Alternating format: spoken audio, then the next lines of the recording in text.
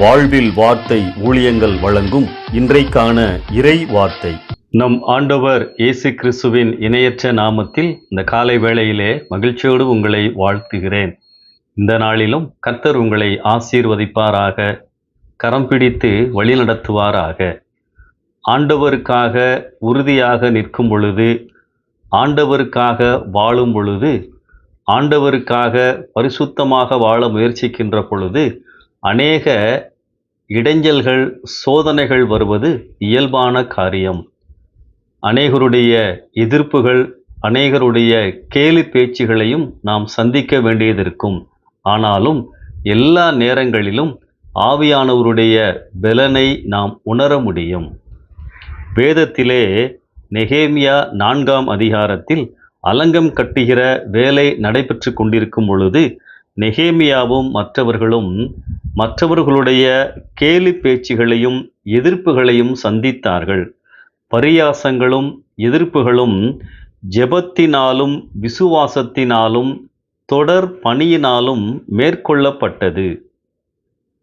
Sanballat, Tobiah இவர்கள் அலங்கம் கட்டுவதை கேள்விப்பட்டு கேலி செய்தார்கள், எதிர்த்தார்கள்.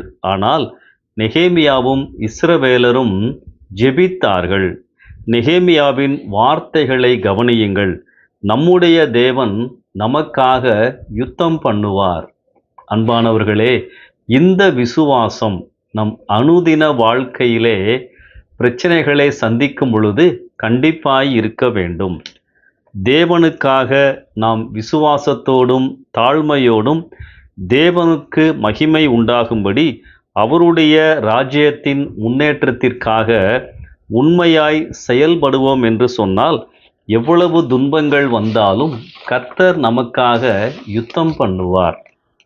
இந்த அதிகாரம் முழுவதையும் வாசிக்கின்ற பொழுது எதிர்ப்புகள், ஏளனங்கள் மத்தியிலும் நெகேமியாவினிடத்தில் இந்த காரியங்கள் எல்லாம் தொய்வில்லாமல் காணப்பட்டது.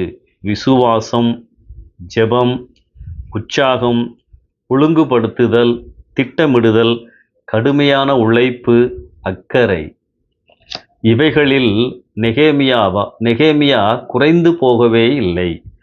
ஜெபமும் விசுவாசமும் இருந்தால் உட்காரவே மாட்டோம், மலைத்து நின்றுவிட மாட்டோம். கர்த்தர் நமக்காக, எனக்காக யுத்தம் செய்வார் என்ற நம்பிக்கையோடு நம் வேலைகளை, ஊழியங்களை செய்து கொண்டே இருப்போம்.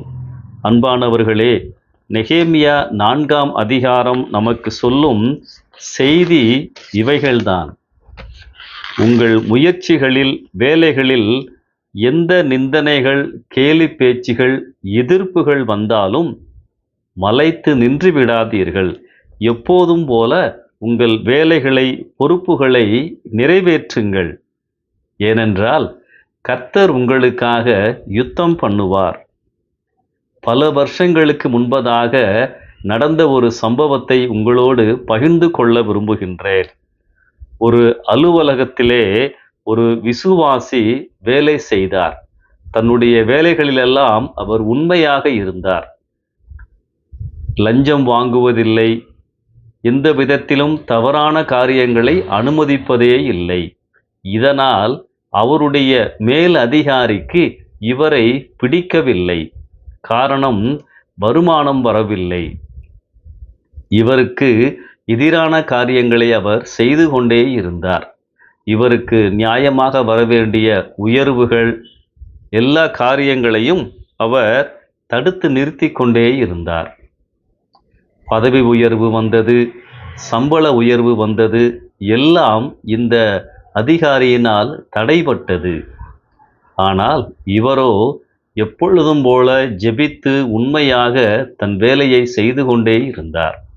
அப்பொழுது அவருடைய நண்பர்கள் அவரிடத்திலே இவ்விதமாய் ஆலோசனை சொன்னார்கள். நீங்கள் கோர்ட்டில் கேஸ் போடுங்கள், கண்டிப்பாய் உங்களுக்குத்தான் நியாயம் கிடைக்கும்.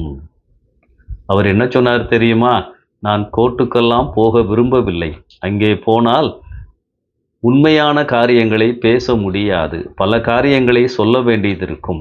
நான் ஆண்டவரிடத்திலே ஜெபிக்கிறேன், ஆண்டவர் பார்த்து கொள்ளுவார். நம்பிக்கையோடு எப்பொழுதும் போல அவர் செயல்பட்டு கொண்டிருந்தார். ஒரு நாள் அந்த அதிகாரி மாற்றப்பட்டார். இன்னொரு அதிகாரி அந்த இடத்திற்கு வந்தார். அவர் இவரை நன்றாய் புரிந்து கொண்டார். இவருக்கு வரவேண்டிய எல்லா நிலுவைத் தொகைகளையும் பதவி உயர்வையும் பெற்றுக் கொடுத்தார். ஆம், அன்பானவர்களே, உண்மையாகவே ஆண்டவர் நமக்காய் யுத்தம் செய்கின்றவர். நாம் ஜெபத்தோடு விசுவாசத்தோடு பொறுமையாக இருக்கின்ற பொழுது ஆண்டவர் ஏற்ற சமயத்திலே செயல்படுகின்ற ஆண்டவர். முடிந்தால் நெகேமியா 4ஆம் அதிகாரத்தை இன்றைக்கு வாசித்து பாருங்கள். கர்த்தர் உங்களை பலப்படுத்துவார். இதை கேட்டுக்கொண்டிருக்கின்ற அருமையான சகோதரனே, சகோதரியே, உங்கள் வாழ்க்கையிலே, வேலை ஸ்தலத்திலே இப்படிப்பட்ட போராட்டங்கள் இருக்கும் என்று சொன்னால் சோர்ந்து போய் விடாதீர்கள். நீங்கள் ஆராதிக்கிற ஆண்டவர் உங்களுக்காய் யுத்தம் செய்கின்ற ஆண்டவர், நியாயம் செய்கின்ற ஆண்டவர். எல்லாவற்றையும் அவர் பார்த்து கொண்டுதான் இருக்கிறார். ஏற்ற சமயத்தில் உங்களுக்கு வரவேண்டிய ஆசீர்வாதங்களை கொண்டு வருவார். கர்த்தர் நமக்காய் யுத்தம் பண்ணுகிறவர். நேற்றைக்கு உங்களை வழிநடத்தின ஆண்டவர் இன்றைக்கும் உங்களை வழிநடத்துவார். தேவைகளை சந்திப்பார். நம்பிக்கையோடு இந்த புதிய நாளை ஆரம்பியுங்கள். ஆமென்.